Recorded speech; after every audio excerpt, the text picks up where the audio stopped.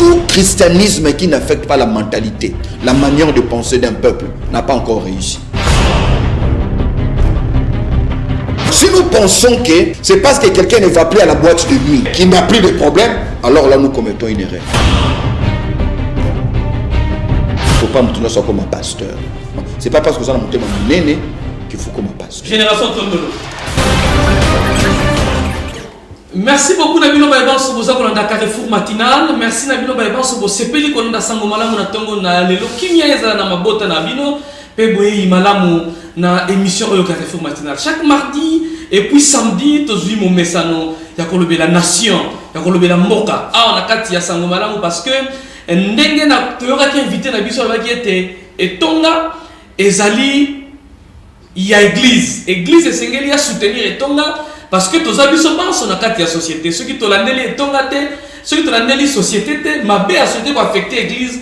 Moi, je suis sambelé aux alatés, moi, je peux tomber les lampolés aux alatés. C'est un regard, na katia société, parce que regard na busio aux alatés, mingi, na côté à Biblia. Total na société, tous les gens Biblia, Biblia le bini, tous les mingi sagesse. Le docteur Silas Mimil Makangu, tous les gens awa. Azala mingi moi na nzambi, mazana ba casquette moi ebele. Docteur Silas Mbote na yo. Mbote ndeko edi. Makasi ezali? Makasi ezali nzamba la musibiso to apesi biso makasi ya ko lamuka pe ya ko constater que azaka kana ngwende na ye azoko contrôler nyonso. C'est la plus belle chose que nous puissions savoir. To telema na makolo na biso to tambola to ningisa nzoto ngolu munene nzamba apesi biso. Merci beaucoup. La thématique que nous allons évoquer ce matin, mesdames, messieurs, le lot kolobela toujours la cadre ya la justice élève une nation. Tokoti na kati ya église. Tokoti na kati ya église. Moi biloka mike. Objectif ya émission ezali ete lobby to sutukate. Église a sutukate que justice et comme liboso et que makambo ya église et comme ba komi ko traiter na 4e rue. Commeikono comme soki ka problème 4e rue ya Dieu. Est-ce que église est na modèle wana makambo mahinge kati na église la justice élève une nation.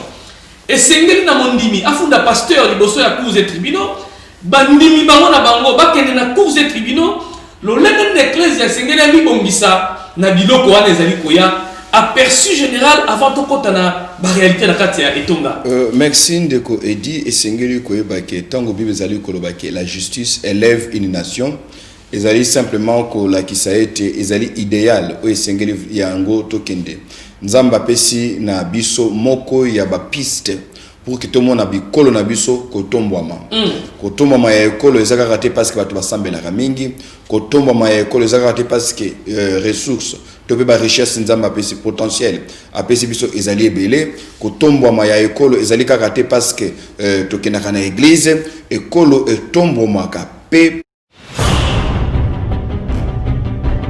Tout christianisme qui n'affecte pas la mentalité, la manière de penser d'un peuple, ils allaient à se rassurer que justice est allée. Bon, justice, oh, tous allez kolobela awana zongelene na lobaki mbala eleki. Justice, oh, ezaka cours et tribunaux. Justice, oh, kolobela kate. Justice, oh, tous allez kolobela na Biblia. Ils allaient kaka ya justice ya cours et tribunaux. Justice ya liboso, ezali ete ya ko comprendre bo sembo.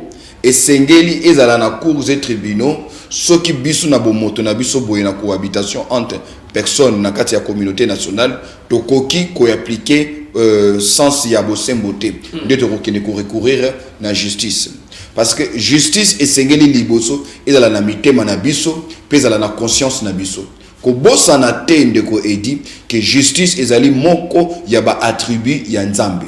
Justice ezali moko ya ba attribut ya nzambe topé koloba ete justice ezali moko ya ba qualification ya nzambe. Dieu est juste. Ozomona Dieu est juste. Nzambe azali juste. Yende asambisaka. Pe Bible bengi lokola le juste juge. Yango moni suka na biso. Nous allons nous tenir devant le tribunal de Christ. Nous allons nous tenir face au jugement dernier. Donc justice ezali eloko o yesengeli est circulé na makila na biso en tant que bana ya nzambe. Et non parce que ba loi ezali. Et non pas parce que ba loi ezali. ba loi ezali signification ya justice te. Parce que ba loi ekoyi même kuna mboka ekoyi kokoma contradiction ya justice ya Nzambe. Les lois peuvent être votées justement pour contraindre la justice de Dieu. Bakoyi ko voter na mibeko ndeti na Chine par exemple. Soko ke na Chine mibeko ezali te église ezalaka te. Na Chine. Yango komona lelo oyo na Chine ezana ndeko moko congolais azana église ya monene. Mais église na babenga bakoma babenga yango église te. Na l'état bakoma yango centre culturel. Bon, centre culturel. Nde église on ezali ko fonctionner. Ba baki na Chine ba yebi kombo ya ndeko yo azana église kuna musali da Nzambe mais moyen comme église le pain de vieux zate église ainsi de suite zate. Pourquoi? Parce que mi beko na bango ezali ko permettre te église ezala mi beko ya mboka et ko sala ete bakanga ba église.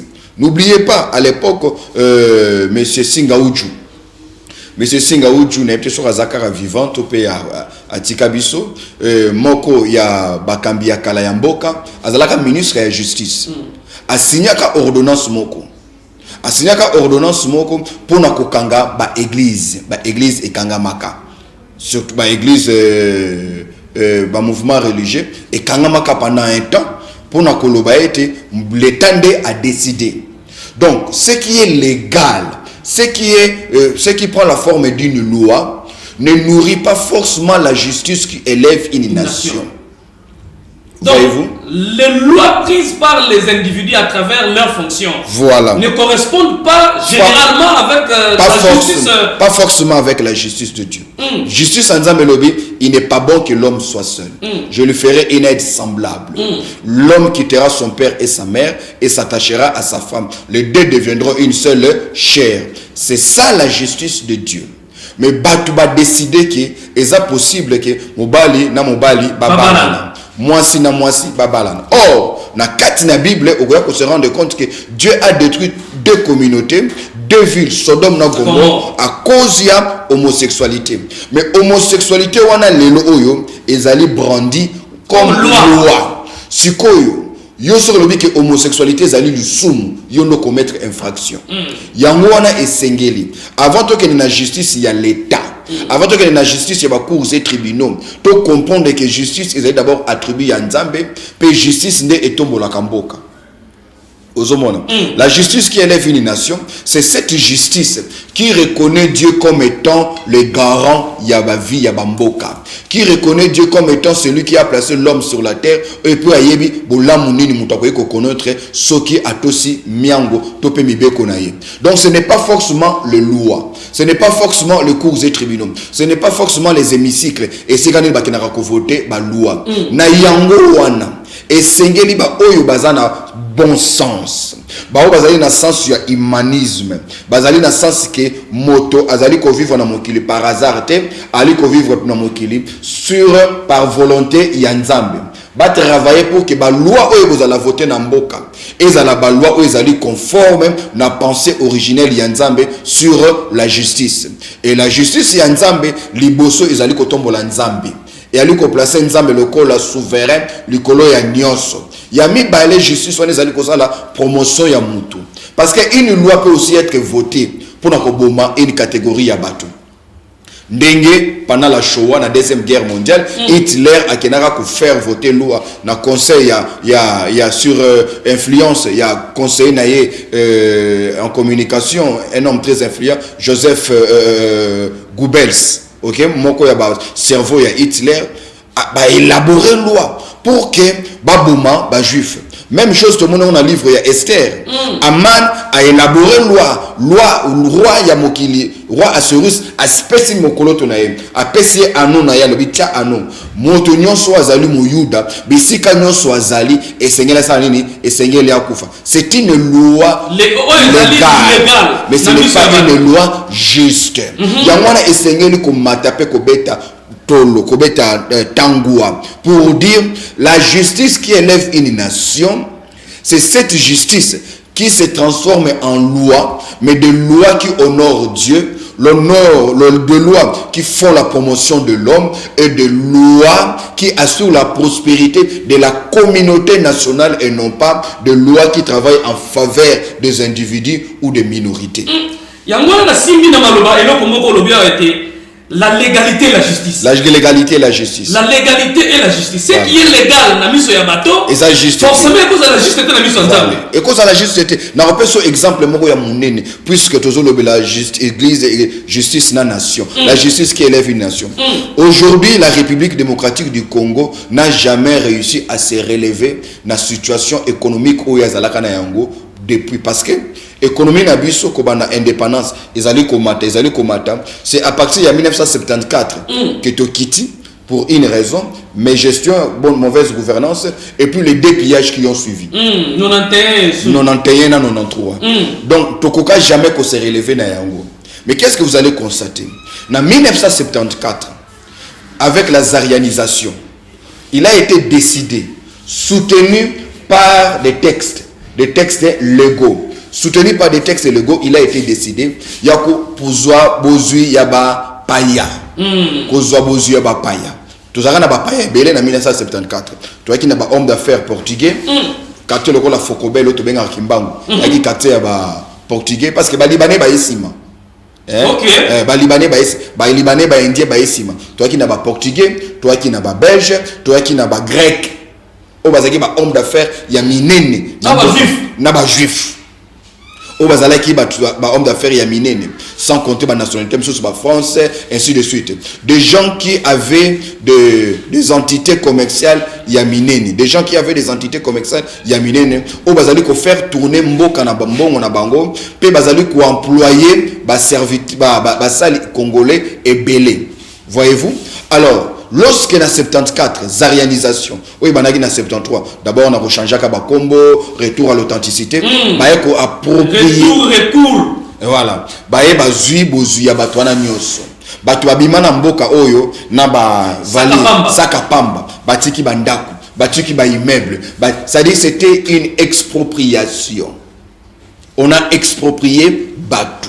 C'était en langage clair, s'il faut le dire, un vol national organisé. Mais un pillage organisé par l'élite, mais avec un fondement légal, avec des textes qui accompagnent. C'est pour vous dire que tout ce qui est légal n'est pas juste. Ce qui élève une nation, ce ne sont pas les lois, c'est la justice qui élève une nation. Donc, la justice doit avoir une incidence sur les lois votées. La justice doit avoir sur ce qui est légal. Voilà. C'est-à-dire quand on a quelque chose de ce qui est légal, posons-nous alors la question si c'est juste. Si c'est juste. Et c'est là où maintenant l'Église aura des difficultés. Parce qu'une loi peut être votée, elle est légalisée. Cette loi exige à tous les Congolais de faire 2 ou 3 choses. Mais nous, en tant qu'enfants de Dieu, nous devons nous rassurer que juste la loi ils allaient conforme à justice et ensemble. Bon, ce que ça conforme à justice ensemble.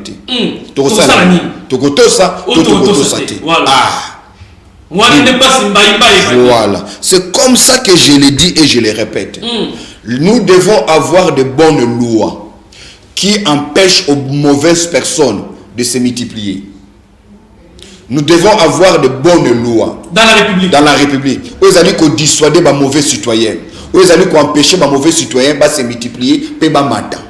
Mais nous devons aussi avoir de bonnes personnes qui empêchent. Alléluia. Nous devons aussi avoir de bonnes personnes qui empêchent aux mauvaises lois d'être votées. Voilà, illégalisées. Voilà. Donc il faut aussi qu'il y ait des gens qui disent non, cette loi ne doit pas passer. Cette loi, elle est dangereuse. Cette loi ne garantit pas la prospérité de la communauté nationale. Cette loi n'assure pas l'équité et le droit. Cette loi ne rassure... Voyez-vous, quand en 1955, na ville ya na état ya Alabama, na ville ya Montgomery, lorsque na kati ya bus mundele moko akoti po avanda, a se rendre compte que ma place nyonso eza occupé.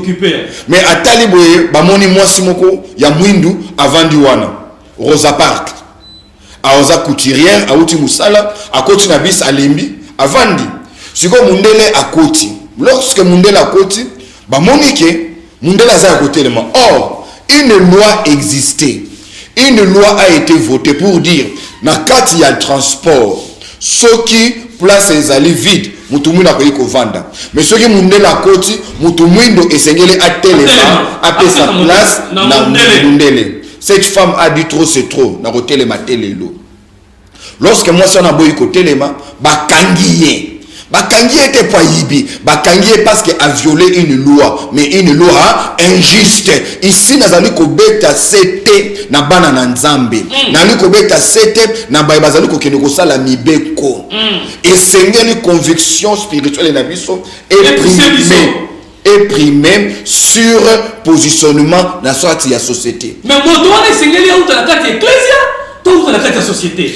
Ah, esengeli na société. C'est-à-dire esengeli déjà na kati na ndako. Bana déjà bayekola ke on n'obéit pas aux lois qui nous insécurisent. On n'obéit pas aux lois qui mettent en danger la famille. À partir déjà il y a ndako. Ministère agent famille enfant. Ministère agent famille enfant. À partir il y a ndako. L'église, elle ne fait que prêcher. L'église ne peut pas dire aux gens boycotter telle loi, boycotter telle loi. Le boycott doit être naturel. Cette femme dont je vous parle en 1955, Rosa Parks. Rosa Parks. Aujourd'hui, il y a dans la ville de Californie, Bafetaka, Rosa Parks Day, pour célébrer l'anniversaire. Pour atteler pour aboya qui habite dans le matin. Police est kangié. Lorsque la police est kangié, Babouaki na boloko. Deuxième jour après, kangié na kata boloko, ndeba sosa somabitin. Yambalo eleki quand on moni zali ko salema pour George Floyd na États-Unis balamoko un jeune homme pasteur de 28 ans a rejoindre mouvement wana le pasteur Martin Luther King. Il s'opposait à quoi? Il s'opposait pas à l'impudicité seulement, il ne s'opposait pas seulement à l'alcool, là il le faisait dans l'église, mais dans la société il a dit nous ne pouvons pas bâtir une nation sur la discrimination raciale et aussi Nzamba lingi bongo te.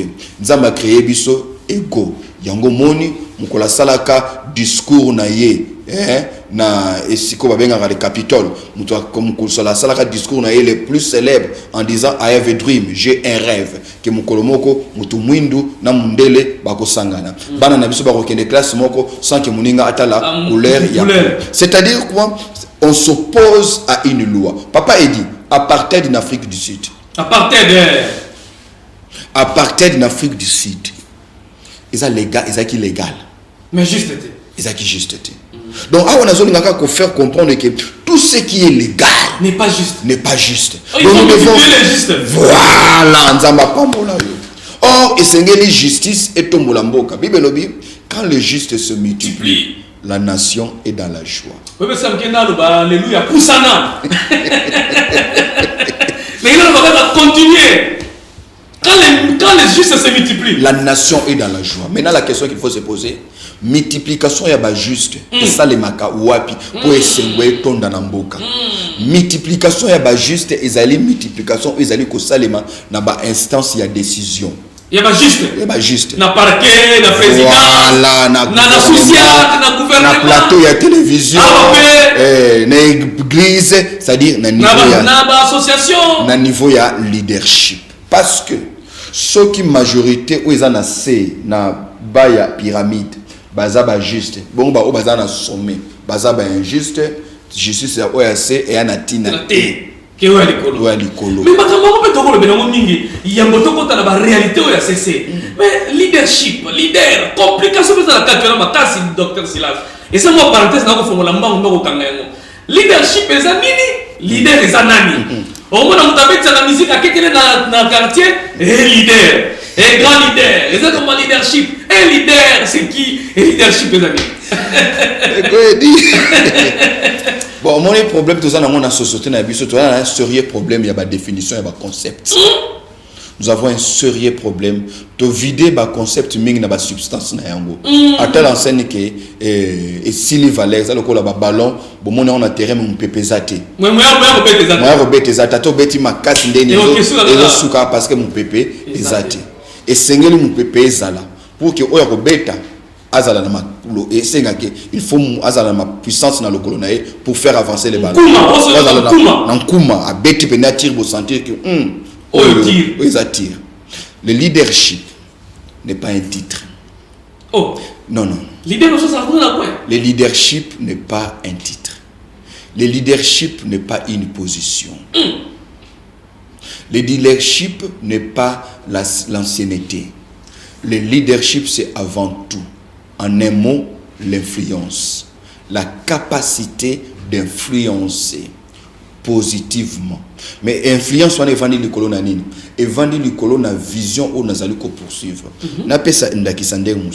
C'est quoi un leader? Parce que leadership est beau raté pour décider comment leadership. Comment un leadership? Leadership est un résultat. Il y a un moment où il y a déjà un résultat. Il y a vision. C'est-à-dire, il existe au préalable une vision. Et la poursuite de cette vision fait de vous un leader. Mais comment vous influencez les autres à vous rejoindre dans la poursuite de la vision, mais tout en avançant avec lui dans la poursuite de cette vision, avec ces gens-là dans la poursuite de cette vision, bazali ko s'améliorer, bazali ko comme meilleur. À telle enseigne qui ne dit vision aux ala qui personnelle, aux ala qui individuelle, et tiki ko la vision individuelle et comme une vision yabino nyonso. Et comme une vision collective. Donc, on n'est pas leader parce qu'on a une position. On n'est pas leader parce qu'on fait des dons aux gens. Oh. On est... Non. Non.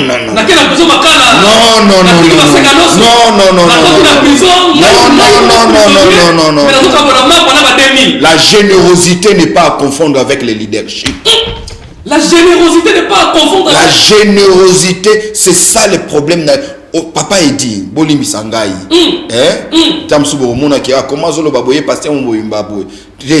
N'en se rendre compte que Namboka Nabiso Badon et l'équipe est belé. On ne peut pas vivre comme ça dans un pays avec des dons. Papa est dit, celui qui reçoit est esclave de celui qui donne. Et ce n'est pas comme à un niveau oyo, tous à la fière. Il y a qu'à vivre na auto ali ko produire bisomoko de par notre savoir, de par notre force et de par nos ambitions. Trop de dons nous envoûtent. Oh, trop de dons. Trop de dons envoûtent. Union européenne. Trop de dons envoûtent. Des députés qui vont faire des dons. Tout le monde va faire des dons. Mais c'est récompenser sa base. C'est ça justement le problème. Il y a leadership Nabiso. Lorsqu'on ne sait pas faire bouger les lignes pour améliorer les conditions de vie de peuple, au niveau du Parlement, on se cache derrière les dons.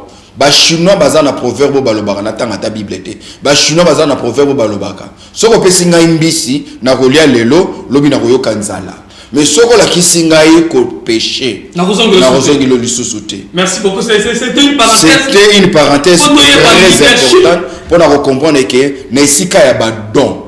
Tout ça là on va bien en anglais to empower. Tout ça là on anglais va bien to empower people, c'est-à-dire to payer sa peuple capacité. Ya ko luka yemoko, ya ko se battre yemoko. Contre mutu ka kinwa nina. Ah, nzamba pambola. Contre mutu fabunda. Mutu fo abunda. La kisa mutu babunda kandenge nini. Kola kisa mutu teke yaka don ezali. Voilà. La générosité n'est pas à confondre avec le leadership. Non. Les bons leaders peuvent même à un moment donné passer pour des personnes non généreuses. Les bons leaders. Les bons leaders. Pourquoi? Parce qu'il sait ce qu'il fait. Abi, Kopé Sabino ou Messani. C'est ça les Kinois. C'est ça les Kinois. Papa il dit, le gars na mutu kwa koma na ba Carrefour. Yo les Kibango. Ah papa. Même muto yo azoteka journal. Mazo senga yo li pa kolia. En réalité, aïe kate. Alors que peut-être que j'aime tabimi koteka aleki ngai. C'est pas voilà, c'est pas parce que Nazana volé à mutuka. Peut-être que je suis chauffeur, mais toi tu es au moins chef de ta petite entreprise. PME. C'est-à-dire nous demandons beaucoup. Merci. Les Kinois demandent beaucoup. Mentalité à Mabanga, Eleki, mentalité à Tozoliate, Eleki. Alors qu'est-ce qu'on fait? Bah élite nabiso en Afrique, bah comprendre les faiblesses soana, bah comprendre. C'est-à-dire au lieu à ça ce qui doit être fait. Aïe, qu'on a système au bino bozana. Dans ce système, après c'est bino mikate nanguba. Bo voter. Après, c'est une pas comme leader. Ah, yango moni. Sans vision. Sans vision. Sans quoi que ce soit. Merci beaucoup, docteur Silas. On a un enseignement occasionnel. Tant sous leadership, na classe yo tanga ngote. Zongwa leçon profiter. Merci de bien pour comme na biso. Tokota na SMS na bino. Toujours la carte de la justice élève une nation. Oui. Toujours la carte de Tonga. Est-ce que c'est ngeni mundimia funda pasteur na carte église? Parce que il y a une différence entre ce qui est légal et ce qui est juste. Mon dimi, pasteur a des fois mon dimi na mbongo. Na ba église ezali. Et bon, il faut pas ezala. Papa a foutu raté. Non, faut pas ezala. Vous savez, au salaire. À sa forme d'affaires, mais papa, il est faut ça la moins longtemps. Ndeko dit, la pastorale est une fonction noble. La pastorale. Fonction noble. Fonction des grands hommes. Des hommes d'esprit, des hommes dignitaires, des hommes respectables et respectueuses. La pastorale yango wana fonction nyonso ezalaka na ba exigence na yango. Ezalaka na exigence na yango. Ezalaka na cahier de charge na yango. Epekisami na pasteur ko defa mbongo ya mondimi. Tolobelaka to bandelaka pe tozongelaka yango tangu na tangu. Epekisami na pasteur ko defa mbongo epai na mondimi. Ce qui est mon dit, mon que pasteur a commis kuluka de fambongo panayo. Pas ça nango ebele. Pour pasteur a moni ko repé ça y est. Mais c'est même pas beaucoup manesika wana. Parce que majorité une expérience tozana yango. Ya pe vi na biso ya muke. Na o tozi pa ba tata na biso. Na o ba papa na ngai la kisangai. Et sous kaka mabe soki nazolo bango na pasi oui parce que nga nazali na ngulu ya nzambe naza quand même na structure ya ba pasteur otwali kokamba pastoral et sous kaka souvent mabe mundimi malamu akabela pasteur que pasteur a défait sa mundimi parce que ekosise autorité ya pasteur nyonso ekosile sa personnalité ya pasteur nyonso kolukake okoma na moni mususu a déficit pasteur mbongo bon 3 mois après avec sa pasteur mbongo wana ezaki yangaite bakolo nango baye bakolo nango wana bango bayi pasteur te ba maltraiter pasteur à ce niveau à un niveau oyo koyi kondimate exemple mususu na sana yango ya muninga moko église ya munene na kati ya ville moko ya Congo awa une des meilleures églises à l'intérieur du pays. Quand j'allais prêcher, il me logeait dans de très bonnes conditions. En foutre le billet aller-retour dans business class. En reloger dans de bonnes conditions. Et quand tu reviens à Kinshasa, tu sens qu'on m'a béni. Mais l'erreur a été commise. Il y a des femmes bongo et pas ya bandimi. Pour la sala et loko moko, ya ye. A défi bongo pas bandimi. Papa a dit, nous avons bandimi, misusu, bongo va penser qu'il pasteur, et zaki ya bango, tu vas tenir pas cambiste. Papa, mutunanzamba kima ville wana ya kokima. Lelo nazolo ba église presque morte. Il ne peut plus jamais remettre les pieds là-bas. Donc kodefa pasteur essaie d'abord à vivre dans contentement. Ya liboso. Ozana yango ekoki. Chemise ezate lata o lata kilobi. Cravate ezate lata chemise à pamba. Ozu kazaka na yo sala yango brosser yango lata.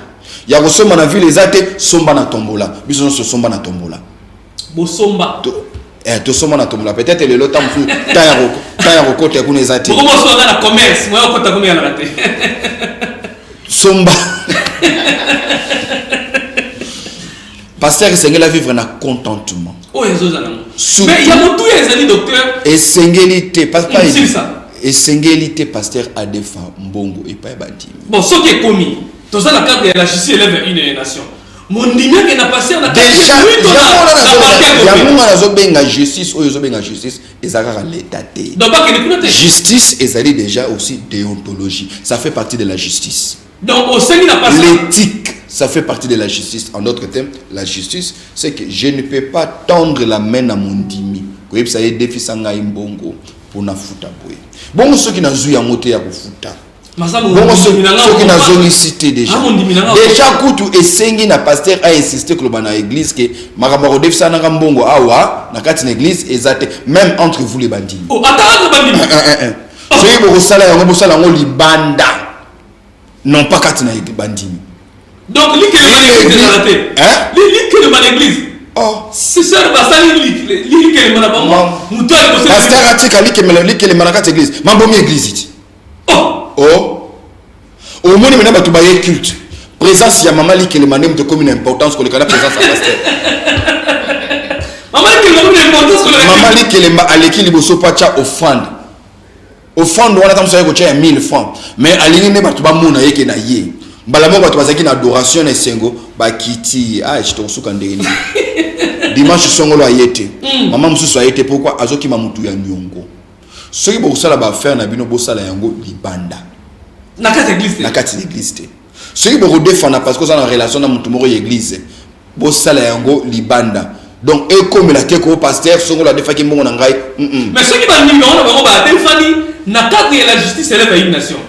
Balobi bon to fundani na parquet na sociat. Mais pourquoi ba fundana na sociat ba suko na base nini parce que bazo ba ke basa bandimi église moko. Mais mbongo na ngazo futa te papa. Pourquoi ba koma na niveau wana? C'est là où nous sommes en train de dire omoni meilleure façon ya ko éviter justice, c'est d'être juste. La justice doit être préventive. Et non curative. Voilà. Donc la justice et sengeli ko sala été demandé. N'a pas ce exemple moko. Oyebi na mboka loko la Danemark. Suède pardon. Na mboka loko la Suède bazali ko luka comment ba sala pour que base teka bandam ba teka biteni ndamba ba prison. Zokanga ndeko dedi. Bazoka ba teka bangamba ndambu ya mapangu na ba bâtiment ya ba prison. Pourquoi? Parce que ba prison est presque déserte. Ba prison batu bazoyate. Baza tellement juste. Baza tel, c'est-à-dire babandi yango tellement na bomwana. Na Suède ceux qui mwana ayibi biki ya voisin na ye, mwana ya 7 ans akei classe. Bongo deux fois azongi na biki o iza ya yete. Ba parents avant ba memaye pas pasteur. Oui ba memaye ba memaye pas psychiatre. Pas psychologue. Ba tala ceux qui mwana o yaza normal. Et c'est le travail qu'a fait quoi? C'est le travail qu'avait fait l'église dans les années antérieures. L'église a prêché la justice et commis anormal pour na mutu koyiba. Et commis anormal pour na batu kowelela. Donc yo l'écoute to commenter ko pasteur na ndi baza à la barre. Te. To comme mutu kuna. To comme kuna te parce que ceux qui commis à la barre, bo ebité na zo sambisa bino. Tamsou chrétien. Boyebiki na nazo sambisa bino akoyi ko profiter pour salir église, à détruire bino, à quitter l'accès que église boza obolo bakate na ko étaler salité na bino, na ko étaler bozoba na bino. Alors tous à la préventive. Merci beaucoup. Aux hommes. Merci. C'est très important. Merci Nabino Baïboro comme Nabiso merci. Tout à l'heure SMS David Toutou Mouleba. Alors oui merci pour l'émission. Ndeko David Toutou Moule bazali moko ya ba combattant ya bundaka ndenge tozo bunda boy. Combattant. Et combattant ya bitumba ya ba potote. Combattant ya la fille. OK. Il se bat pour la justice. Très bien. Très bien. Combattant ya zalamo ba sens belé. Combattant za ba sens belé, tozana ba combattant ya diaspora, tozana ba combattant ya ba parti awa, tozana ba combattant combattant za ba sens belé. Ah, ça très actif dans les réseaux sociaux. Evelyne Mia, merci docteur. Kobo ya ba loi wana eza kotomboka pona mboka te. Oyebisi biso to bondela pona mboka. Et puis refuser encore ces lois. Oui, refuser les lois lorsque les lois sont injustes, lorsque les lois mettent en danger votre survie en tant qu'individu. Ok. Na pese exemple. Na Congo na tozana ba loi ndenge wana te. Nzamba salipso grâce, nous n'avons pas encore de loi au Yandi. Oui, ils ont ta contradiction na. Na pese exemple. Ba loi moko ezali signé balobi ke mu Congo nyonso. Exemple.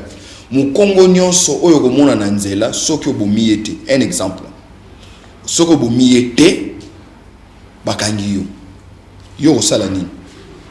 Okoboma ye, mais ngai mwasi na ngaza mu Congo. Ngai pasteur na ngaza mu Congo.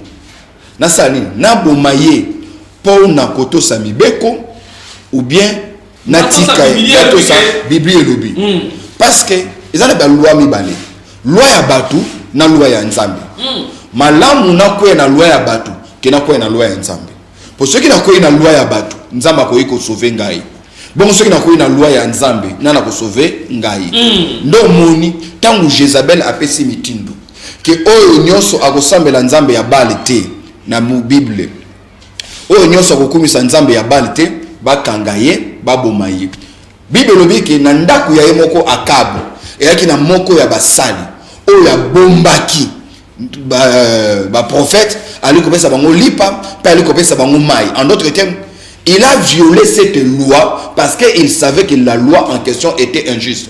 Seulement Seigneur Koyebela Ndekona biso Evelyne que à chaque fois que nous allons nous opposer à ces lois là parce qu'elles sont injustes, parce qu'elles nous mettent en conflit avec Dieu, parce qu'elles nous mettent en conflit avec notre conscience, elles nous mettent en conflit avec le bon sens, elles nous mettent en conflit avec un avenir heureux, il y a communauté nationale, nous devons aussi assumer, il y a qu'à subir, représailles, il y a loi, parce que tout ça, il y a en beauté. Merci beaucoup.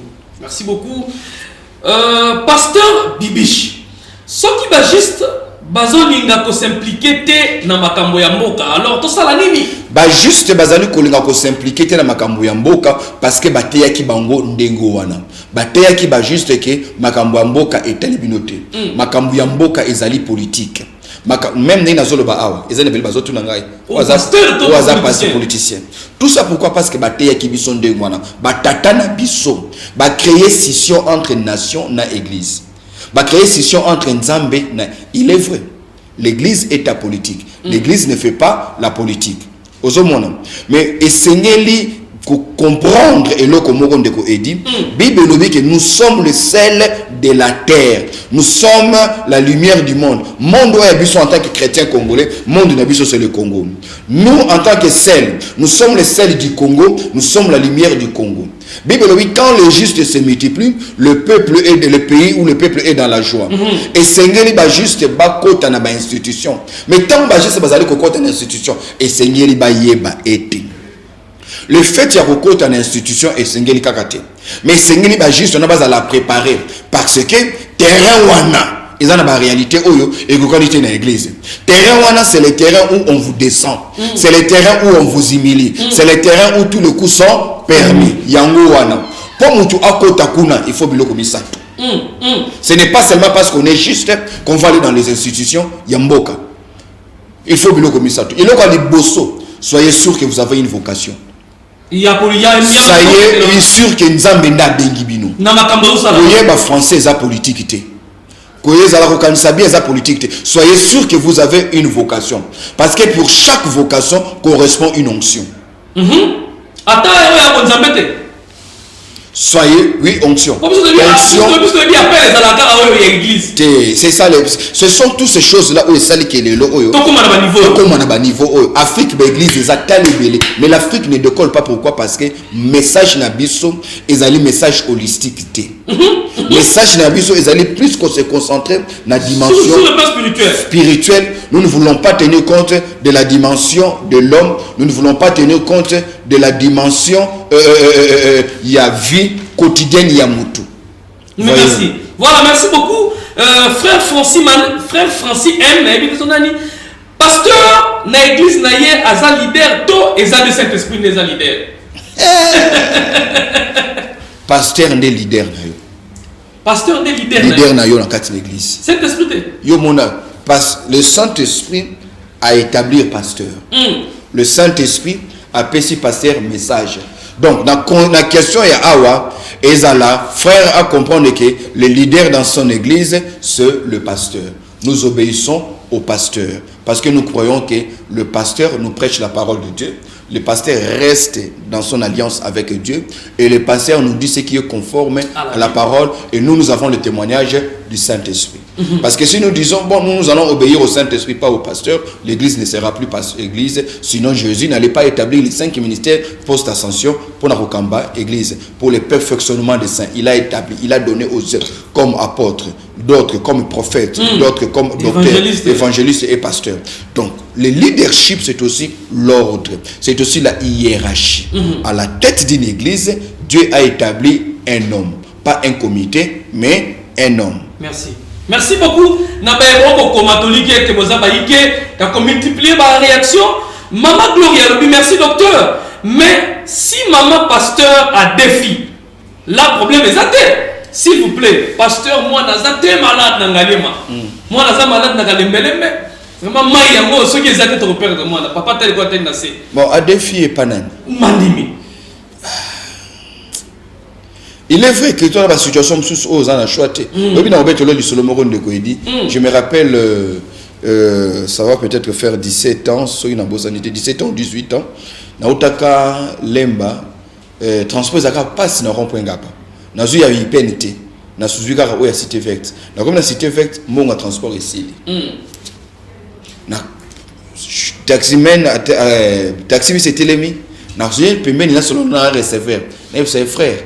Et naza museli na nzambe nazo kende ipen mais nazo bana mungongo ase po batu bayoka te ah ni nani tala ofuta na sali notre bazo banga te na longwe wana ya liboso ya mibale ya misatu na bi na kende kaka makolo mais na lembi na uti koteya naza très fatigué naza na transporté na koti na kata pharmacie moko na sololi na mama moko aza wana na pesi CV na ngai mama moninga boye naza musali na nzambe naza mudibité naza lokuta te mine naza wana lembi mama ngabi papa olingi nini nabi nazo le cas transport pour na okende et peine OK azu transport à Pessingai c'était humiliant mais je n'avais pas d'autre choix j'étais trop épuisé c'est pour dire que il y a des situations devant lesquelles on ne sait pas comment faire devant l'ouragan ou la tempête voilà mille ou pas mille tu tombes tout le feu finit par tomber.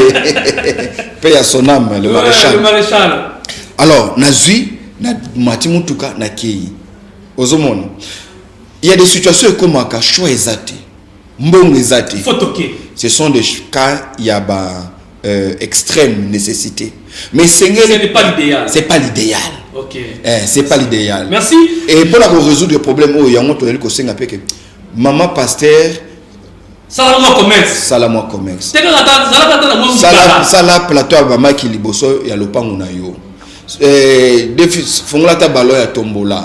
Ainsi de suite. Donc pasteur sera Zumbongo, mbongo ne ce qui est na séminaire té. Mbongo ne ce ça té ka so pasteur Zumbongo sali séminaire. Pasteur Zumbongo sali séminaire té. Pasteur pas Zumbongo na mabi mbalo na sa séminaire té. Maman, zo fongola plateau ya Maki au Kalingaka, mais ça là on a ndenge moko boye différent. Non mon monsieur papa.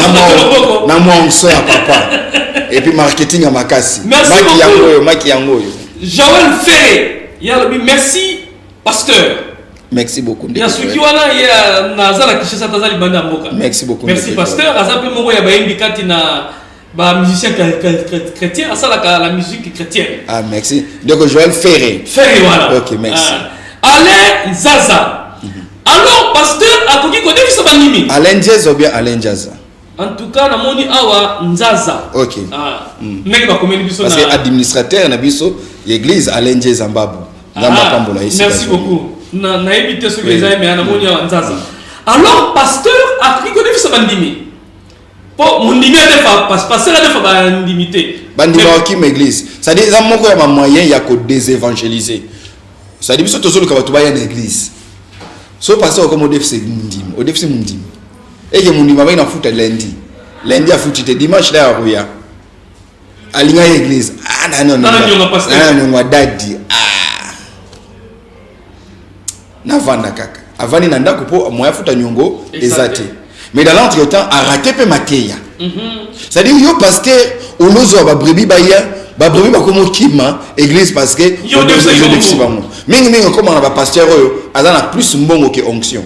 Ce qui mbongo le qui onction nebele. Ce qui mbongo le qui parole nebele. Moi ba pasteur muso azali azana mbongo ebele, azala na banque, azala na sika songo le pasteur amona mbongo. Mais mateya pena comme tel exacté. Comme quand m'a dit pour mbongo. Yo zoa $200 au somba loko banda yo salabwe zoa na defio au zone ça dans 3 mois une manière ya ko garder en somme il y a quoi privacer bandi à quoi privacer mais ça peut moko ya moyen évangélisation que ça évangile on les a sur église on est comme cercle d'hommes d'affaires aux hommes moziki 5 kilos mais il y a des hommes d'affaires de plein évangile ben essayez li bazala pasteur pe malamu esengeli pe ye pe azala na moi ya ye côté subili kwanga na ye à côté ozomona mais ya ko banda ko defisa bandimi mbongo tanet na minute oyo corona vanisi biso 3 mois na bandako na kati to déjà 3 mois depuis mars ozomona depuis mars alors au defisa ki bandimi mbongo ba déconfiné culte zongi mais la quitte il faut passer en terre sur les dettes payez vos dettes soyez intègres ozomona donc oyo hôtelité ya moko boye mundima bi pasteur abwaki lingaye pasteur abwaki lingaye ya wana pasteur en tant que brebis et sengeli azala au-dessus ya mêlé pasteur esengeli pasteur akoyi kosunga ndimi pasteur akoyi kosunga mundimi mais le tout dépend aussi bon c'est peut-être dans les cas isolés hein, je ne vais pas aborder ici peut-être dans les à côté na koyi ko lubana pasteur ça dépend en relation aux anango na mundimi et puis ça dépend aussi il y a capacité au monde que mundimi est capable ya ko honorer nyongo wana na zo exemple frère alinga bala azana mbongo akobala te au pasteur nazana mbongo akoluwe salté depuis 1500 na repesa yo sur ba cadeau ezwami après ba cadeau à mariage na repesa yo 1500 pasteur obimisi mbongo pesi frère mais pasteur yo ebiki frère wana sala raté oui que moi si naé à sala raté ça dit c'est un couple de chômeurs au bazar kondimaka ki nzamba ko pambola bango lokola babali opesi bango 1500 pasteur au couple en difficulté et bazana a beaucoup de chance Yorokima église des fois yokoyi ko takine bango te okoyi ko loba mabete mais mateo bandi ko teya bakomo zela ngona angle mususu ozomon bakomi ko zonga na ba angle mususu ozana problème na frère na yo ndenge bibelobi na Matthieu 18 frère komi ko zo mateo na yo na angle mususu parce que il te doit alors esengeli et ça les mandingues ce n'est pas l'idéal mais en tant qu'homme il y a des situations d'extrême nécessité oh je n'ai pas de choix en tout cas Eddie n'en a besoin de carburant on a besoin de carburant ce qui bon na rotala na senga ton a défend mais l'idéal ils a pour défater bon c'est comme na quelle église au lieu de faire ça la poche l'église peut donner aux frères. Ils allaient détournement de fonds. Bon, surtout tu as détournement de fonds. À moins que nous l'obioana dans le cadre de l'œuvre sociale que l'église azana moi quota oyo bon par année dans chaque mois moutier to peut ça ba nécessité.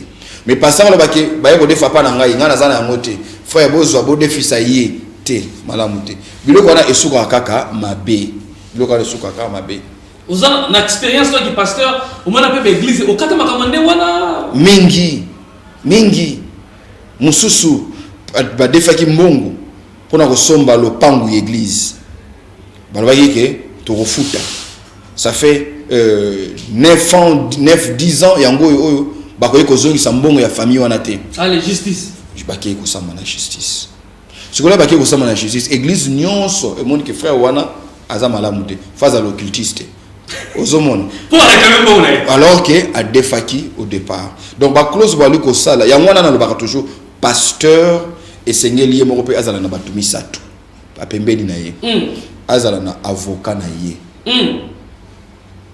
les Camerounais sont éliqués $1000 dans un conseil avocat. $1000. Pasteur c'est un médecin naïe. Pasteur c'est un pasteur naïe.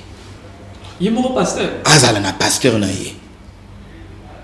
Pasteur et sengel au moins il biloko musuto zo wu mela na ngona mabe parce que zona bato solo na bangote. Pasteur ne sait pas à qui se confier. So na kila solo na muninga oyo na mate ya bote ya ngai. J'ai besoin d'avoir pas seulement un prédicateur, j'ai besoin d'avoir un pasteur, quelqu'un qui est pour moi un père, quelqu'un qui peut me ramener sur la voie pour me dire Silas l'émission zo sala tala na moyoki boye sala moyoki boye papa ezaki boye te ezaki boye OK otengami sali malamu te keba makam façon zali ko vivre na ba sœur façon zali ko sala boyeza malamu te keba le pasteur a besoin d'avoir un pasteur, le pasteur doit avoir un médecin personnel, le pasteur doit avoir un avocat et le lot avantage zali na yango c'est que na kati na église na biso ba avocat bazali bana na biso bazali Donc pasteur voilà, pasteur ko ba frère, na ina de fambongo pa ya kambiste wana. Alors na ngaina signé que chaque 2 jours mbongo ba normal.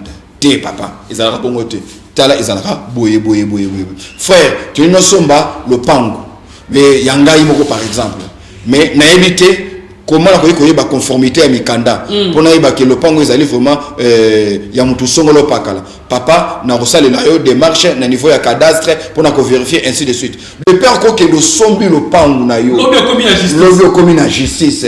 Ozomona qui mena resili ba komi ko stressé yo malamuté. Voilà. Kasi toke na aussi ici. Ba question ya conclusion. Ceux qui m'ont dit a même pasteur dans l'état. Ceux qui m'ont dit a même ndekone m'ont dit dans l'état. Ezali sumuto ezali sumuté. Au-delà de ce que vous avez dit, c'est qui est idéal. C'est ezali ni sumuté. Mais ezali dernier recours. Dernier recours. Bible dit dans Matthieu chapitre 18. Comme on en a verset 16. Qui nous a verset 17. Ceux qui ont ali kambuna ndekona yo kene kokutana na ye. Bosololi. Ceux qui simbiti yakana témoin. Ceux qui étaient même ils bosso ya ensemble. Ceux qui bosso ensemble simbiti bozo le kola mupagano. Alors le kola za mupagano mais maye pa ya zuzi. Donc avant même ndekona yo chrétien et pas ya zuzi, rassure-toi que aussi ici procédure wana nyonso. Et puis avant même mutu pa ya zuzi. Ba moko ba zuzi balobaka. Bana na biso baza ba avocat ba yebisa biso lelo que papa mieux vaut une mauvaise attente à l'amiable qu'un bon procès. Réconciliation à l'amiable. Mieux vaut une mauvaise réconciliation à l'amiable qu'un bon procès. Na pamboli maître Israël Yoka, maître Igor Kikweta, maître Lidi Vumbi, na pamboli ba maître Nyonso. Et sengeli a wato comprendre. Pour beaucoup que la justice, au moment où tu as la justice, tu as foutu un gamba la moko. Beaucoup de gens ont signé Mikanda. Oh, on a foutu un $10. Ayo tomboki. Oui, pourquoi c'est la justice? Et puis, il est difficile de récupérer les relations songolo, ce qui est déjà le cas qui est dans la justice. Or, et c'est dit dans la vie, et c'est dit te voir toujours à long terme. Bah démarche zali ko sala lelo to se rassurer que lobby est ko empiété na ba relation to zali na yango lobby yo peine de ko bazoli nga ba même na justice zala la komi kiti ça zala la komi kiti ça oh ezala mo li sumuté ce que procédure ezala mo épuisé ce que zali sumuté c'est son droit le plus légal, même la Bible lui reconnaît ces droits là. Il n'y a aucune justice. Mais si vous tata na molimo funa funde na pampaka église tout le collègue d'un pasteur de côté dans le message. Pampaka église wapi? Collège pastoral. Église locale. Il y a église pastorale. Là ça dépend ya. Mais ma papa na église na conseil paroissial à Salinine. Pour na l'état. Pour la défa kimbo. Na l'état. Ah, au solo ya déjà na yi. Na soina ye na soina na que ce qui na ina ba na procédure wana. Na que de koyebi sa pona yebi si papa ofuta ngaite. Mais na lingina que de kosola na bato ya mibale. Na que ba collègue ya papa, te na que na conseil paroissial. Comment ni vie eza na dimension mibale. Eza na dimension invisible, na dimension visible. Pour CP là, longa na dimension mibale. Ah. Pour que longa na dimension ya bomoto. Na dimension invisible e balukelio. C'est-à-dire quoi? Papa kotisie boloko. Ba akei na l'état, asambi na parquet, 2 jours après bazuye ba boaki na makala. Mokolo bakei ba boaki na makala. Abani kolela. Église ebani kolela. Pasteur akoti makala likolo na yo. Mabe boye koya mais keba na nzela moto mabe boye là. Le scandale viendra. Donc pasteur azana tort. Mais je sais sans ça me fait celui qui a tort na yete. Yongo komona na Bible nzambe même soka linga beta mosali na nzambe awe kotika watu ba beta yi. Mais par simana yango nzambe aka ko balukela fimbo e beta ki wana nzamba sanction na rapé yango. Donc ezala yo par que ça ne soit pas partout ou pas que pasteur na yo arozala humilier. Mbozo ba recours pasteur pezala na humilité, pasteur zala na humilité, pasteur comprendre que awa ndenge zali boye na salimbeba kutana na ndeko. Pesa est garanti. Si on monique simité, ndeko kutana peut-être na pasteur mususu o monique ya yo ayo kelaka. Pasteur oyo yango na baki que pasteur il faut azala pena pasteur ndeko edi. Et puis que bandimi ya ba série hein. Faut pas qu'il ressemble à une église songolo. Faut pas se rassurer que pasteur Nabiso, tu es bien pasteur Naye. Merci. Qui est docteur Silas? Voilà ton robot Sikoyo Pimwamba. Félicitations et merci. Ok, merci. Jocelyne Nalobi, docteur Oza la raison. Na défi ce pasteur Mbongo ya mon mari ti Sikoyo. Ya Jocelyne Mbongo mobali ya Jocelyne. A défi pasteur pour futa. Mobali na mo tina ke la police. Kuba kana pasteur. Asalani. Bon, passe na motema asengi ko conseil. Conseil na repesa ba kenena na police te. Ba kende ba kutona na pasteur, ba kutona na mwasi ya pasteur, soki bango esimbité ba kutona na pasteur ya pasteur na bandi ko bandela awa. Pasteur. Okoki ko kindo ressemble na église o te oyebi pasteur ya pasteur te. Faut y ba pasteur. Oso na 1980 te oyo ba papa na biso ba bamdaki bazaki na ba pasteur te. Lelo ba papa na biso ba boti banda. Donc, merci à ce conseil. Qui est docteur Silas Mimil Makangu? Docteur Silas Mimil Makangu, il est le pasteur responsable de l'église Cité Rama. Docteur Silas Mimil Makangu est un écrivain, est un conférencier, expert en leadership. Azali Mokomi Babuku, Azali Molakisi, voilà. Mwana Nanzambi. Voilà. Quelqu'un qui vient entrer en contact avec vous? Akoy ko komelabiso na plus 243 081 516 65 09 plus 243 81 516 65 09. Akoy pe ko komelabiso na Facebook na page na biso akoy ko aimer page na biso Docteur Silas Mimil Makangu. Docteur on est à DR. DR. Topé kolanda biso na YouTube na chaîne na biso Docteur Silas MTV. MTV. Merci beaucoup. Bozala ki baiki ya kolanda biso. Bonjour rendez-vous na biso sur na ba live na biso na page à Docteur Silas. Nenga lobiwana et puis page ya officielle Carrefour Matinal. Merci à nous de réagir kolanda biso en direct partout dans le monde na page na biso Carrefour Matinal à Facebook. Merci na Papi Kobi Digital yazala ki na réalisation. Merci na Fiston Kadiata. Merci beaucoup Nabino équipe Nyonso ezalaki na biso ndeko na biso Rick Lengo il est pas avec na caméra la docteur Silas tukutani bokolo ya samedi pour poursuivre la justice et l'évaluation na facette na mo mosusu. Bye bye, on se retrouve prochainement. Merci. Tout christianisme qui n'affecte pas la mentalité, la manière de penser d'un peuple n'a pas encore réussi. Si nous pensons que c'est parce que quelqu'un ne va plus à la boîte de nuit qu'il n'a plus de problème, alors là nous commettons une erreur. Il ne faut pas me tourner ça comme un pasteur. C'est pas parce que vous en avez monté mon néné qu'il faut comme un pasteur. Génération Tondolo.